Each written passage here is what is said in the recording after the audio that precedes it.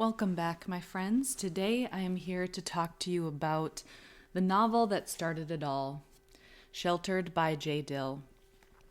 So by now you know that by all I mean my writing career, although if you want to count the really emo poetry I wrote in high school, you probably could. But I don't often talk about my first novel, and the reason is that when you're just starting out in something and you're learning, and it's like, oh my God, yeah, I did that when I was an amateur. Especially, high performers, artists, athletes. Sometimes you look back on the beginning of your career and you kind of go, yeah, oof, I was an amateur. I don't know.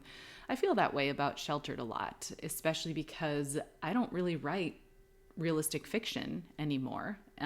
I've kind of dived, more deeply into the fantasy realm.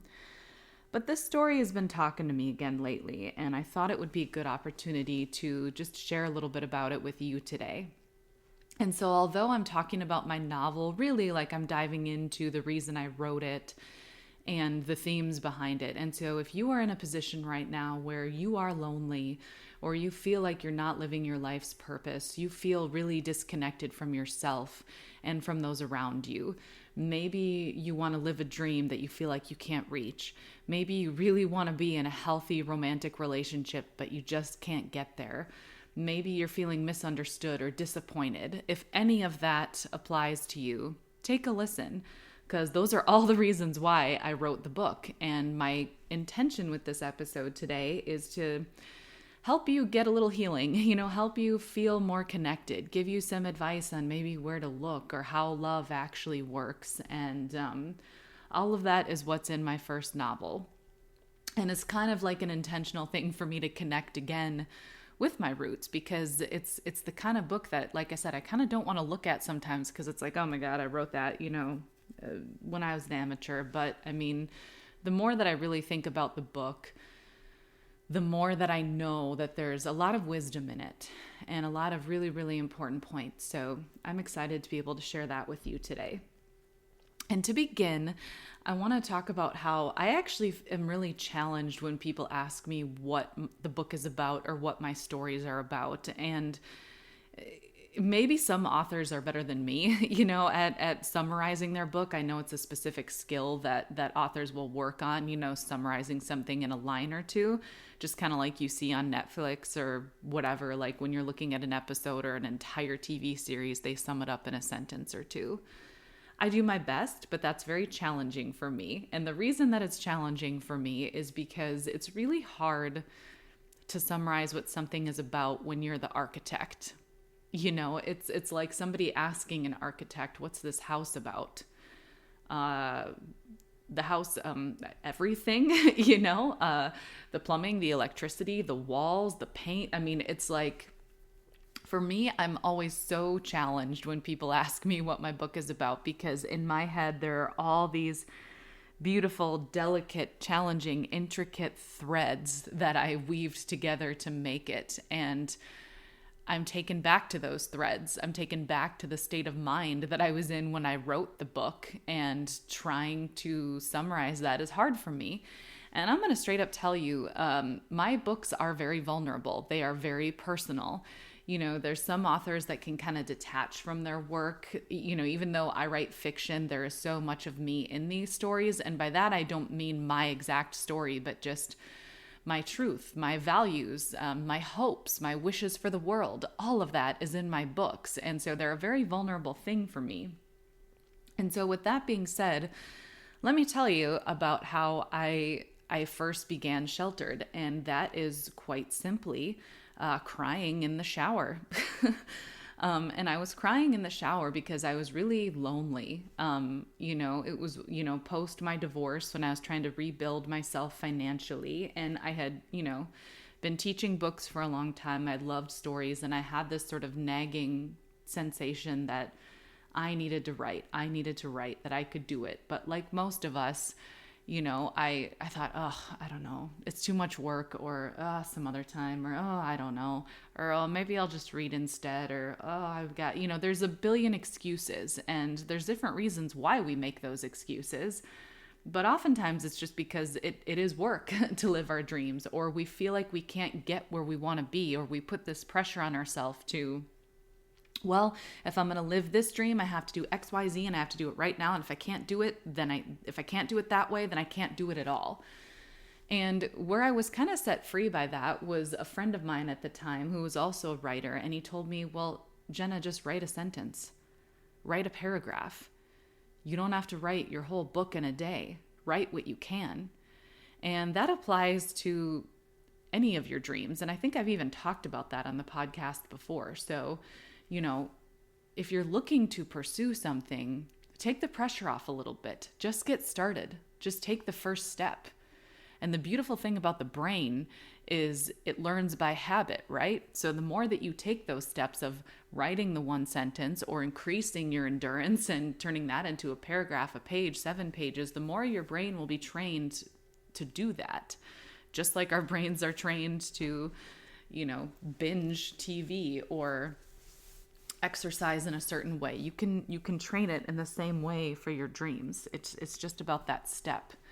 So I was able to start the technical part of it by just taking his advice to heart and going, you know what? I will just write as much as I can. I was actually on maternity leave with one of my sons at the time, and I would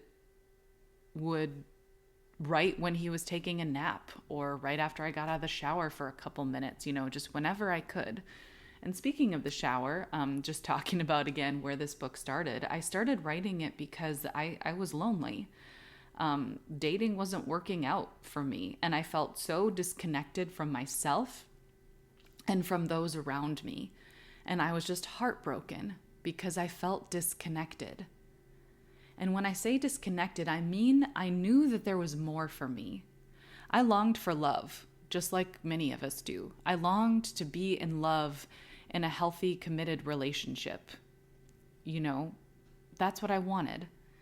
And I got so sad and so lonely because different relationships continued to not work out. And I felt used, like a lot of us feel used sometimes when somebody ghosts you or they give you the impression that they like you, right? And then kind of just slowly taper off and don't give you the dignity of just being honest with you. Or maybe they are honest with you and it hurts and you almost wish that you were ghosted. It kind of goes both ways. And, I was lonely. I was frustrated about trying, with dating and trying with, joining different churches or whatever it was to just connect and still feeling so isolated and lonely. And so the story of Sheltered, I didn't want to write a memoir. I wanted to write fiction. And I don't even fully know the reason why I wanted to write fiction. I think it's because I knew my story was the story of so many others. And I wanted the freedom to tell a little bit of what I know about love, dating, and following our dreams, but also to put it in the world of people who aren't me but might feel like me, to be able to have the freedom to pull in different strands of human experience so that more people could relate to it. I kind of wanted that creative freedom. And there were lots of parts of my story that I didn't want to tell. There were certain things that I didn't want to include in a memoir or a biography. And so what I did is I started this realistic fiction novel. And if you don't know what realistic fiction is, it's just what it sounds like. It's a fictional story, right? Not 100% true, but it could happen. You know what I mean? That's where the realistic part comes in. So it's fiction, but it's more rooted in the reality of everyday human life. And the focus of Sheltered is about two best friends, male-female friendship, who became friends at the end of high school. And they're sort of then navigating their late 20s while dealing with trauma, loss, figuring out who they are and who they belong with. And no surprise, they both deal with loneliness and some dating frustration. And I started the novel by writing about the character Sarah. And Sarah, is the female, friend of the two. And if I'm being honest, I poured bits of myself into both, the male and female characters. But Sarah is where my heart is, because I discovered that as I wrote her character, I really wanted to just protect her. She was hurt while dating. She was sexually assaulted. Sorry, spoiler alert, but you find that out pretty early on in the book. And she's recovering from that, and dealing with what it's like to actually report a crime, and how when you report somebody committing a crime against you, it's not just over after you call the police. You have to work with detectives. You have to be reminded. You have to deal with, potentially the perpetrator getting a lesser sentence, because that's easier for the courts to just close the case. And that was part of why I wanted to write the book. I wanted to also show that for victims, part of the challenge of dealing with crimes is that it's not just a one and done when you report it. I wanted to create that empathy.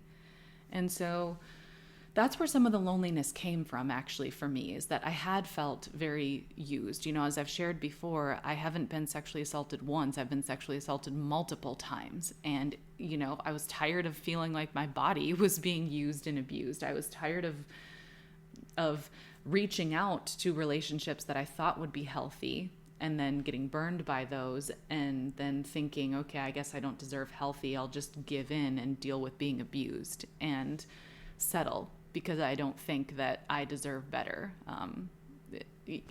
All of those sad things that I think too many of us experience.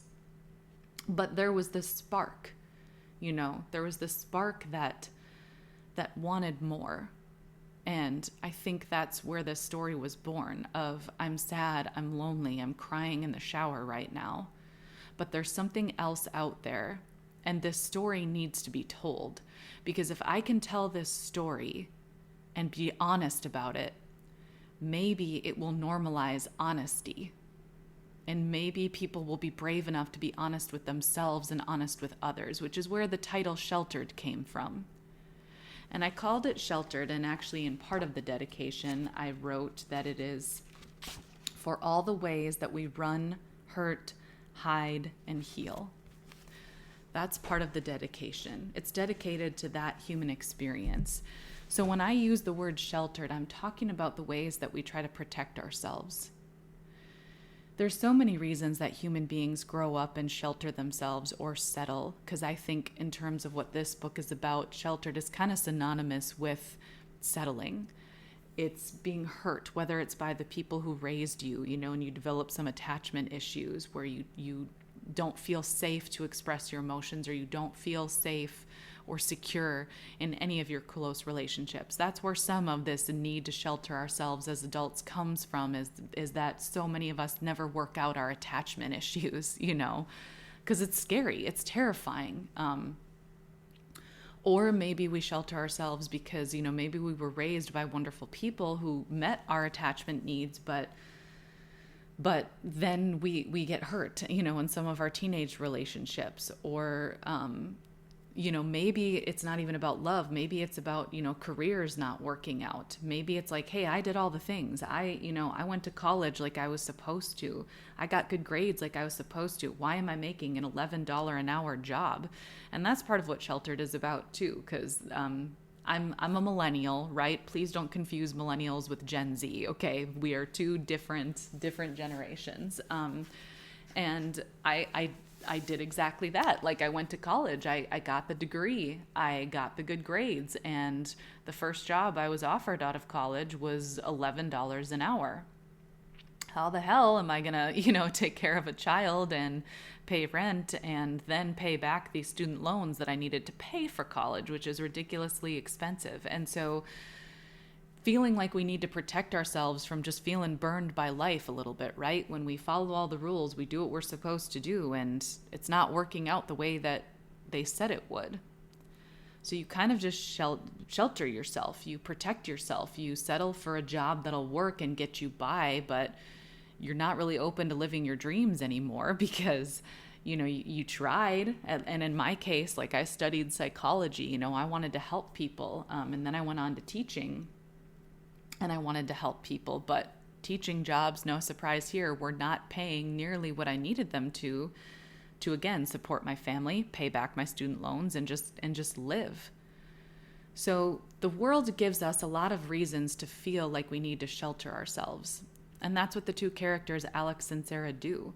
Alex, the male character, was raised by his grandmother, and she's sick with dementia, and he had to take over her bar business, and he feels really tethered and obligated to running that business for her and taking care of her when he really wants to be a musician. He wants to pursue that career, but it's not practical for him. He has to carry on, or thinks he has to carry on, his grandma's legacy, and he has to take care of her. And so he kind of cuts himself off from his dreams. Sarah's looking for love. She's also, was hoping to start her own business, and work in the environmental sciences, specifically with animals, but she couldn't do it. It was too expensive. So she ends up working at an animal shelter again for like a very, what's the word I'm looking for a very conservative hourly wage, and it's not enough. And so both these characters, Alex and Sarah, are protecting themselves. They're disappointed with life. They feel like they can't have love. They feel like they can't live their dreams, and life has given them a lot of reasons to. And then as you go on in the novel, they both experience loss and, like I said, trauma, and now they're dealing with all the feelings that come with that, the feelings that you can't ignore no matter how hard you try, and still trying to figure out their dreams on top of that. And so this book is very much about healing and what healing actually looks like. I started writing it as somebody who did not have love, as somebody who was not in a healthy relationship. I was alone, I was sad. As somebody who felt burned by life, I didn't have the money that I needed to at the time to support my kids, no matter that I had a master's degree. And that's where the tears came from, that loneliness, feeling like not only, could I not afford the basics, right, of supporting my family, but I couldn't live my dreams of eventually falling in love or, being a writer. I wasn't fully aware at the time that that's what I really wanted to do, but it was. I loved my teaching job, but I had bigger plans. I knew that there was something else that I was meant for. And so I started writing this book when I was alone, and it began with the burn. It began with telling the stories of these two people and how they sheltered themselves, how they sort of hid inside these jobs that they didn't want, and kind of cut themselves off from love. They didn't really express themselves the way that they wanted to. They kind of just settled, in the dating world, or didn't even want to go into the dating world at all because they were just too afraid.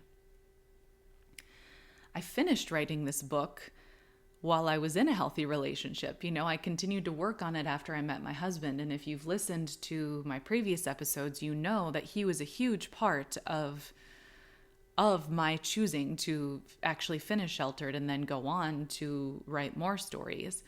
And that's because he believed in me, and it made all the difference. But I started this book alone, and I finished it while in a relationship. And I learned a lot while writing this book about being alone and relationships. And I have to tell you, at least from my perspective, as well as that of others, love and healing are not a simple process. It requires pain. It requires honesty. It requires looking at ourselves, which is part of what Sheltered is about. Another piece of it, and this is what I mean about being the architect, is I wanted to write a story about two best friends potentially falling in love because again, spoiler alert, but you figure out pretty early on in the novel that there's something between Alex and Sarah. But the best friend story, right? There's that unrequited love of like one best friend loves the other, but she doesn't know or doesn't see him that way. And then at the very end, it's like she magically opens her eyes and it's like, oh, you were here all along. I've never really bought into those stories, but they're everywhere. And I thought, what would make a story like that believable, where two people begin as friends, the romantic feelings maybe aren't fully there on both sides, but eventually, they get there and they're genuinely in love and attracted to each other. How would that actually work? What would make an actual, real, genuine switch like that happen? And the answer became very clear: personal growth, right? I think if any relationship is going to blossom into something more, there has to be some growth there, right? People don't magically just turn around and go, oh, some change has to occur. Which brings me to the love piece and my experience with love. My husband and I both had a lot of healing to do when we met each other. And we had to heal together. We still are healing together. And that does not always look like the blissful love that you see on TV. That looks like arguments. That looks like frustration. That looks like all of your fears finally coming out because you're facing them. I speak a lot about, and I've talked about fear before, right? My ultimate fear with my husband is that he's going to leave me. So what love and healing looked like was ugly fights where I said, fine, then leave. Where I voiced these fears that I have been carrying in my heart probably since I was 15 and got my heart broken by my boyfriend who moved away. It looks like truth coming out. It looks like honesty. It looks like being honest with yourself about the parts of yourself that you have been ignoring for a really long time. And what I had been ignoring in myself is that secure attachment of wanting to be in love with someone who wouldn't leave, knowing that they would be there no matter what was going on. I was ignoring that I still wanted that for a really long time. And in that in-between time, there was a lot of being used and abused that happened. And it only increased, the amount of fears and then pain that I had to work through. But often those fears and that anger and resentment about how we were treated, when we were in situations where we were sheltering ourselves, that tends to come out when we finally actually do feel safe. And often at the wrong person, right? Because we finally are around somebody who we feel safe to be around. But now we're saying all the things that we should have said to ourselves and other people. That's a lot of what love was for me with my husband, is walls coming down, fears coming out. And he has his own version of that with me, And it doesn't mean that that's what was happening all the time, My husband and I have experienced quite a bit of bliss. And like I've said before, he's the reason, a huge reason why I am who I am today, because he finally believed in me. And throughout all of these messy fights where our fears are coming out finally, he believed in me the whole time, just like I believed in him. But I learned as I wrote Sheltered that that's what love is. And often I would look back on some of these arguments I had with my husband and go, oh God, I'm embarrassed about that. How could I let my emotions get the best of me like that? And I'm getting to a point now where it's like, no, we always need to learn to respectfully communicate, right? We shouldn't just explode at people. But I found that anytime I was showing any emotion in front of my husband, I later felt ashamed. And I mean the extreme emotions, right? Sadness, fear, anger. And it's like, okay, well, I feel ashamed because I never felt comfortable or safe expressing my emotions around anybody else. And so that kind of followed me into that relationship. And, when it comes to love, you don't necessarily stay in that place, right? Like you get to a place where you do feel safe expressing things, and you're not afraid that someone's going to walk away just because things are challenging, or just because you had a situation where, you let your mood get the best of you. And that's what my characters in Sheltered go through. They go through real arguments. They go through facing themselves. They go through facing all the ways that people didn't believe in them, and all the ways they then didn't believe in themselves. And they look them face to face. They learn to have compassion for themselves. They learn to look at their pain and their self-destructive choices not as something to be ashamed of, but as something to learn from. And they finally, you'll have to read, I guess. Maybe they finally get brave enough to really face everything and try love again and try their dreams again. And so all of this is to just share with you that my book Sheltered, it's about two characters who are not me. They have different stories than I do, but obviously I created them. And I created them to be an example to the world of how to face ourselves, how to heal from the ways that people have hurt us, and how to have compassion for ourselves when we maybe made some self-destructive choices because we didn't know how to heal. And I can share with you, from healing alongside another person, don't be ashamed if you argue with someone you love. Don't think that you're not right for each other or that it's over because things got intense. My husband and I grow, and it's not like it's only been these arguments. It's been lots of bliss. It's been lots of creativity. It's been lots of growth. And the safer you feel, the more bliss that you feel. The more that it's like, okay, we feel secure now. Now we can really thrive and just be creative. But the beautiful thing about human beings is that even as we're going through these really challenging times, we can make very beautiful things. But the message of Sheltered and the message of my episode today is that living vulnerably and living honestly is always worth it. And I can tell you that from my own experience. When I tried to shelter myself and settle, whether it came to relationships or my job or the type of life, thinking, okay, I guess this is all I deserve. I guess I don't deserve my dreams. I guess I don't deserve unconditional love. I guess this is it. It does not work. And I think it's the reason that so much infidelity happens. And there's a little bit of infidelity in Sheltered too, because people think that they can't walk away from something, or they think that they can't live honestly and vulnerably because the world will just burn them. And in many ways, certain things of the world do, but in even bigger ways, our dreams actually can come true. And even if we have been hurt or not shown the love that we needed, even if we have attachment issues, human beings are remarkable and divine. And if you listen to my last episode, magical.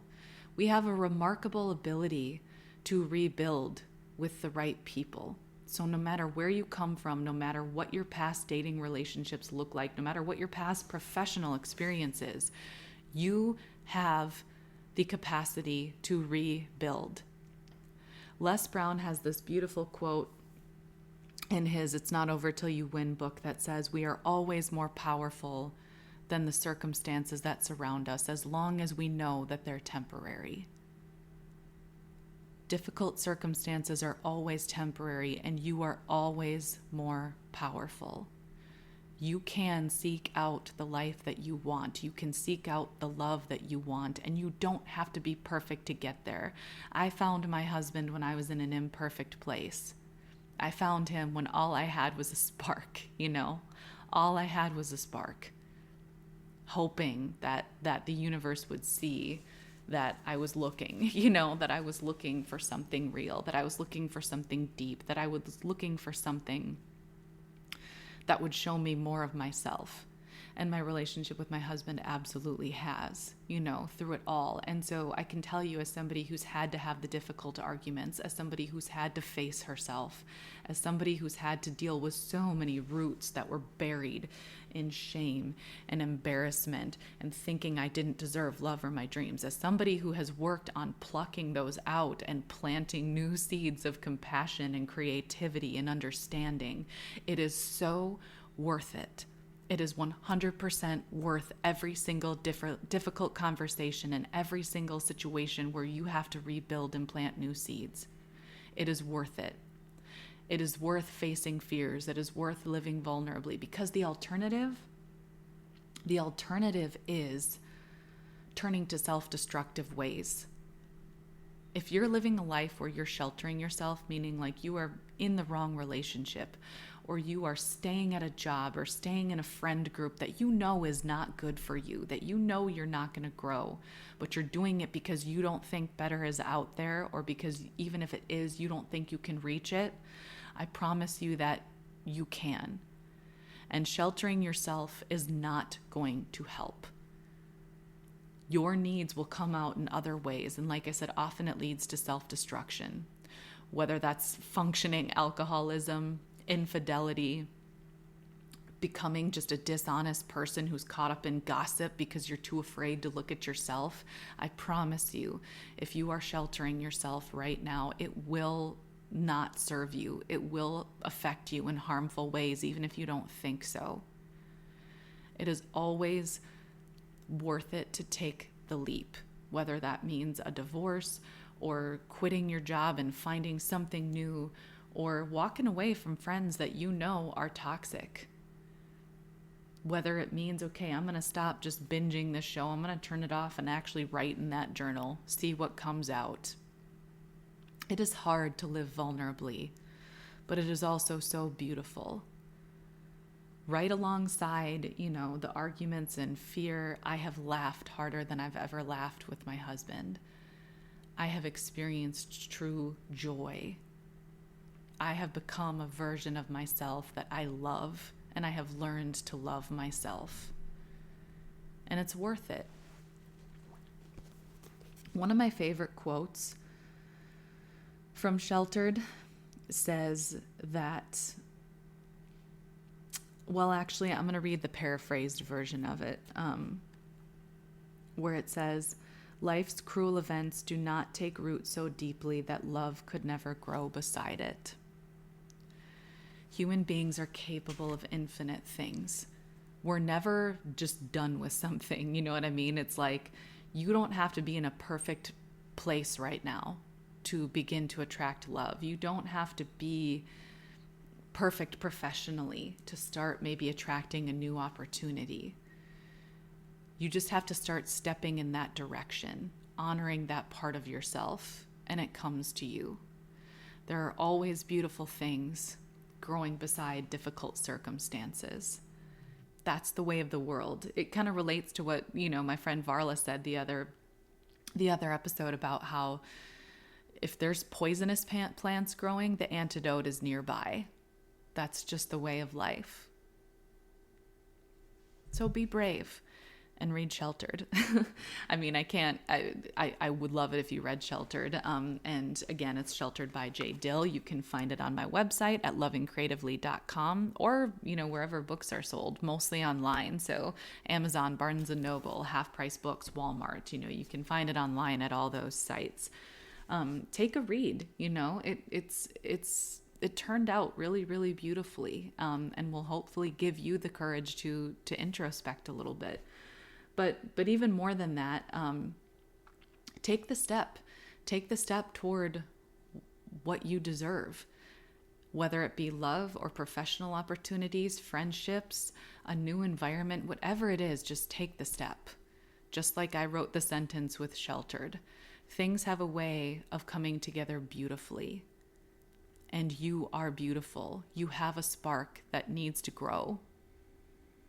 You have a spark that needs to grow. Just take a step towards it. Be willing to live vulnerably. I promise you that it is worth it. But for now, I just want to thank you for coming.